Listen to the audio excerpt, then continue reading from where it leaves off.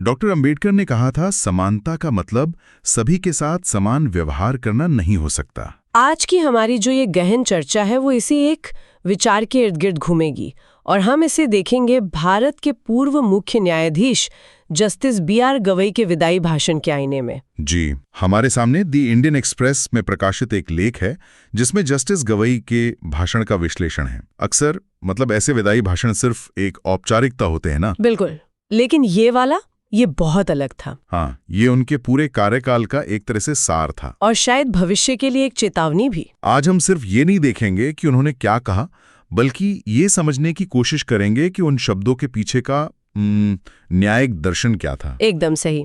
ये भाषण असल में 3 बड़े स्तंभों पर टिका हुआ था: सामाजिक न्याय, न्यायपालिका की स्वतंत्रता और कानून का राज। और इन्हीं पर हमारा संविधान भी तो खड़ा है। बिल्कुल। तो जस्टिस गवई ने अपने कार्यकाल के सबसे बड़े और कह सकते हैं सबसे विवादास्पद फैसलों को इन्हीं 3 कसौटियों पर कस के दिखाया। तो चलिए भाषण की परतें खोलते हैं और देखते हैं कि इसके अंदर हमारे लोकतंत्र और शासन प्रणाली के लिए क्या सबक छिपे हैं। ठीक है, तो शुरुआत करते हैं पहले स्तंभ से, सामाजिक न्याय और इससे जुड़ा सबसे संवेदनशील मुद्दा, आरक्षण। जस्टिस गवई उस 7 जजों की बेंच का हिस्सा थे जिसने ये फैसला सुनाया कि अनुसूचित जातियों SCs में भी उप वर्गीकरण किया जा सकता है, ताकि आरक्षण का लाभ उन तक पहुंचे जिन्हें इसकी सबसे ज्यादा जरूरत है। हाँ, और उन्होंने SC समुदाय में क्रीमी लेयर को लागू करने का समर्थन किया और अपने भाषण में उन्होंने माना कि इस वजह से उन्हें अपने ही समुदाय की भारी आलोचना झेलनी पड़ी। और यहीं पर उनका जो तर्क है वो बहुत दिलचस्प हो जाता है।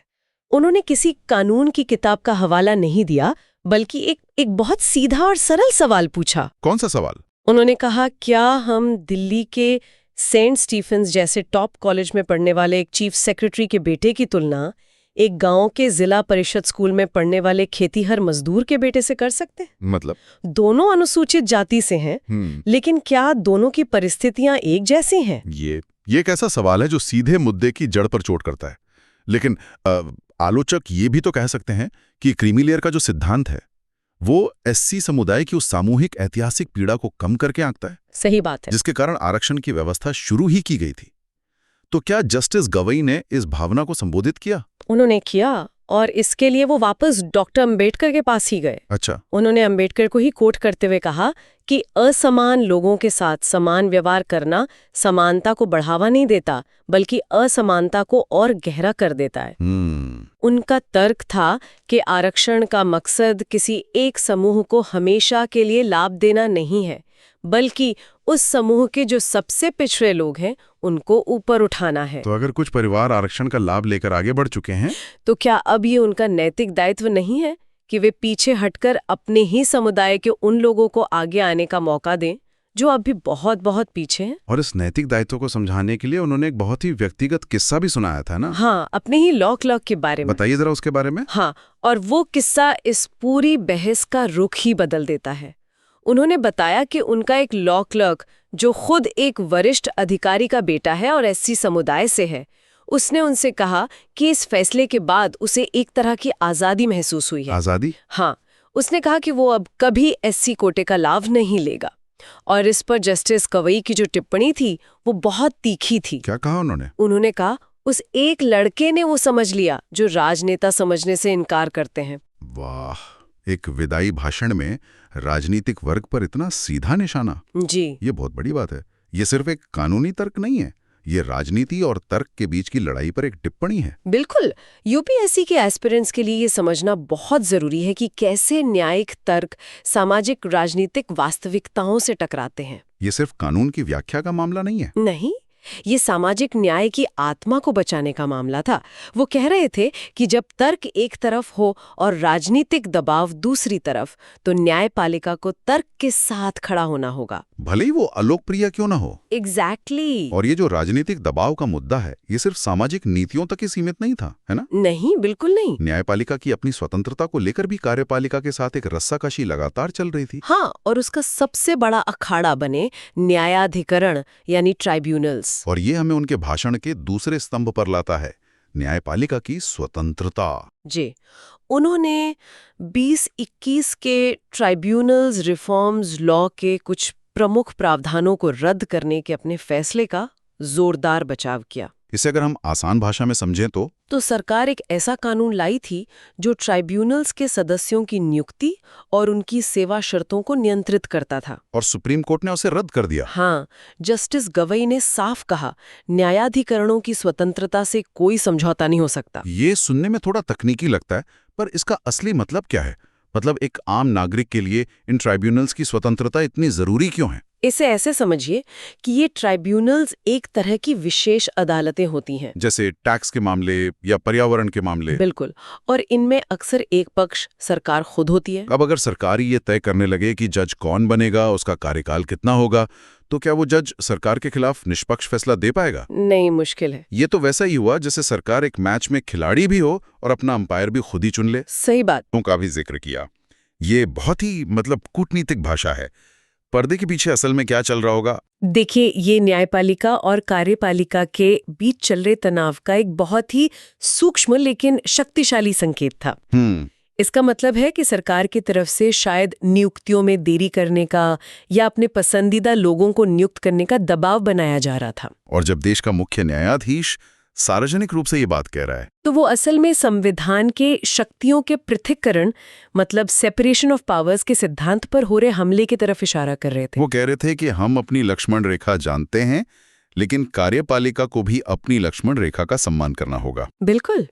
तो हमने देखा कि कैसे उन्होंने सामाजिक न्याय के लिए एक बहुत बारीक नजरिए की वकालत की और संस्थागत अखंडता के लिए एक मजबूत दीवार खड़ी की। लेकिन एक मुख्य न्यायाधीश का काम सिर्फ बड़े संवैधानिक सिद्धांतों को बचाना नहीं है। नहीं, एक आम नागरिक को राज्य की ताकत से बचाना भी है। बिल्कुल सही। और यहीं पर उनका तीसरा स्तंभ आता है, कानून का राज और बुलडोजर न्याय पर उनका सीधा प्रहार। ये उनके भाषण का शायद सबसे भावनात्मक और शक्तिशाली हिस्सा था। हाँ, उन्होंने कहा कि उनके लिए सबसे महत्वपूर्ण फैसलों में से एक वो था जो उन्होंने बुलडोजर या विध्वंस न्याय के खिलाफ दिया। और उन्होंने क्या कहा? उन्होंने दो टूक कहा, आश्रय का अधिकार एक मौलिक अधिकार है।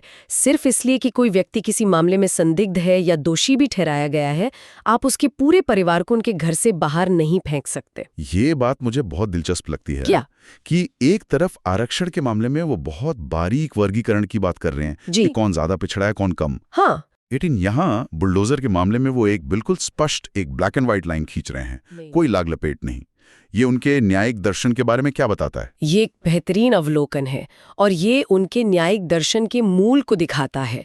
उनका मानना है कि जब राज्य किसी को लाभ दे रहा हो, जैसे आरक्षण, तो उसे बहुत सूक्ष्म और लक्षित होना चाहिए ताकि लाभ सही व्यक्ति तक पहुंचे। अच्छा। लेकिन जब राज्य किसी का अधिकार छीन रहा हो, जैसे घर, तो उसे बिल्कुल स्पष्ट, सार्वभौमिक और स्थापित कानूनी प्रक्रियाओं का सख्ती से पालन करना होगा। वहां कोई शॉर्टकट नहीं हो सकता? कोई शॉर्टकट नहीं। त्वरित न्याय के नाम पर आप कानून की उचित प्रक्रिया को कुचल नहीं सकते। और उन्होंने इसे सिर्फ आश्रय के अधिकार तक ही सीमित नहीं रखा। नहीं, उन्होंने स्वतंत्रता को भी संविधान का एक और स्तंभ बताया जो मेरे दिल के करीब है। बिल्कुल। ये उन मामलों की तरफ इशारा है जहां लोगों को बिना ठोस सबूत के लंबे समय तक जेल में रखा जाता है। ये रूल ऑफ लॉ बनाम रूल बाय प्रोसीजर की बहस है, जो जीएस पेपर 4 के लिए भी एक अहम विषय है। क्या कानून का मतलब सिर्फ कुछ प्रक्रियाओं का पालन करना है, या उसका एक गहरा नैतिक उद्देश्य भी है? वही तो। और जस्टिस गवई स्पष्ट रूप से दूसरे पक्ष में खड़े हैं। वो कह रहे हैं कि प्रक्रिया न्याय का साधन होनी चाहिए, खुद न्याय का विकल्प नहीं बन जानी चाहिए। इन बड़े संवैधानिक मुद्दों के अलावा उनके भाषण में उनके वैयक्तिक यात्रा की भी एक झलक थी। हाँ थी। केजी बालकृष्णन के बाद वो दूसरे दलित मुख्य न्यायाधीश बने। उन्होंने कहा कि वो एक विनम्र पृष्ठभूमि से यहाँ तक सिर्फ संविधान की वजह से पहुंचे हैं। और ये कोई मामूली बात नहीं है। जब देश का मुख्य न्यायाधीश ये कहता है, तो वो संविधान को सिर्फ एक कानूनी दस्तावेज से उठाकर सामाजिक परिवर्तन के एक जीवित साधन के रूप में स्थापित कर देता है। ये इस बात का सबूत है कि लोकतंत्र और संविधान की जड़ें कितनी गहरी हैं। बिल्कुल। उनके विदाई समारोह में जस्टिस सूर्यकांत, जो अगले मुख्य न्यायाधीश होंगे, और सुप्रीम कोर्ट बार एसोसिएशन के अध्यक्ष ने भी उनके बारे में कुछ बातें कही। जी। जस्टिस सूर्यकांत ने उन्हें भाई और विश्वास पात्र कहा। और बार एसोसिएशन के अध्यक्ष ने कुछ ऐसी बातों का जिक्र किया जो आमतौर पर नजरअंदाज हो जाती। हाँ, उन्होंने बताया कि कैसे जस्टिस गवाई ने वकीलों के लिए मामलों की तत्काल सुनवाई के लिए मेंशनिंग और लेटर सर्कुलेशन जैसी प्रक्रियाओं को बहाल किया। ये छोटी छोटी प्रक्रियात्मक बातें लग सकती हैं, लेकिन ये न्याय तक पहुंच को आसान बनाती हैं। ये दिखाता है कि एक जज के तौर पर वो सिर्फ बड़े फलसफों में ही नहीं, बल्कि न्याय व्यवस्था की जो दिन प्रतिदिन की मशीनरी है, उसे दुरुस्त रखने में भी विश्वास रखते थे। एकदम सही। तो इस पूरी चर्चा का सार क्या है? जस्टिस गवई का विदाई भाषण सिर्फ एक भाषण ही नहीं था। ये सामाजिक न्याय, न्यायिक स्वतंत्रता और संवैधानिक नैतिकता पर एक तरह का उनका अंतिम फैसला था। एकदम सही कहा। ये उनके न्यायिक दर्शन का एक संक्षिप्त घोषणा पत्र था। इसमें आरक्षण की बहस की जटिलताएं हैं, जहां वे समानता के पारंपरिक विचार को चुनौती देते हैं। इसमें न्यायपालिका की स्वतंत्रता की रक्षा के लिए एक चट्टानी संकल्प है। और सबसे बढ़कर इसमें व्यक्ति के अधिकारों को राज्य के निरंकुशता से बचाने की एक गहरी व्यक्तिगत प्रतिबद्धता है। खासकर जब लोकप्रिय भावनाएं कानून के खिलाफ हों। बिल्कुल। यूपीएससी के उम्मीदवारों के लिए तो ये भाषण कई केस स्टडीज, उदाहरणों और तर्कों का खजाना है। जाते जाते हम अपने श्रोताओं के लिए एक सवाल छोड़ना चाहेंगे। जस्टिस गवई ने तर्क दिया कि असमान लोगों के साथ समान व्यवहार करना अन्यायपूर्ण है, इसलिए वंचितों के लिए विशेष प्रावधान जरूरी है। ये सिद्धांत अपनी जगह सही है।